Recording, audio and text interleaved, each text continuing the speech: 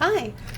Let's change out my E string. This is a Kaplan Vivo ball end E, which is a problem because I am set up for a loop end E, as you'll see in a minute. I have different hardware on the tailpiece at the E string. First, we need to check and see if the ball is actually removable. You'll notice that the string only goes around it once, meaning that it is removable. Sometimes they put this on the packaging, sometimes they don't. If it's not removable, you'll see it go around twice. So I'm taking a couple of needle nose pliers and I'm going to accidentally pull out a frame from the camera so I can actually take a closer look at it. But as you'll see, I did manage to actually peel it off before it flew off into oblivion. But I found it, so here's what it looks like outside of the string.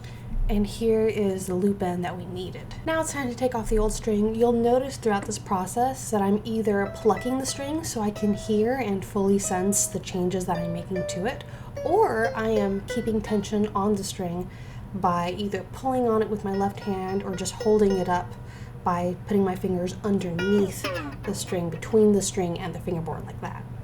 Before I take it completely out of the peg, I'm just going to make a marking with a pencil on the peg because my E-peg happens to have 2 holes running through it and I want to make sure it's the same one. You'll see that the old string is a little bit worn out, a little worse for wear. Now I already know that this string is going to come out of this hook multiple times before this process is over. I'm doing this anyway because I know that I want to try to replicate the tension that it's going to have at the top of the string as I'm putting it into the peg box. As I turn the peg away from me, I'm maintaining that tension, and it's going to get tighter and tighter as we go. After the string is already through the hole, I'm going to loop it a couple of times towards the inside of the peg box, and then I'm going to cross back over towards the right so that everything's lined up snugly against the wall of the peg box.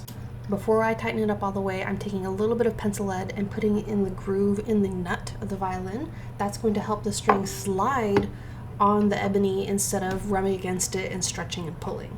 This is going to make your string last longer and generally be more stable. I'm going to do the same thing to the groove on the bridge. I already have parchment there, so technically I don't need this little plastic piece, but I think my parchment is worn out and needs to be replaced, so we're keeping it on. And there you go, now the string is installed. It's just woefully out of tune. That's completely normal. It's normal to take a few days for the string to stretch and adapt to the wood. If you find that your pegs are continuously slipping in this part of the process, you either need to get your pegs refitted, so take it to a shop to get that done, or it was wound unevenly in the peg box, so you need to go back a few steps and make sure it's just really tidy.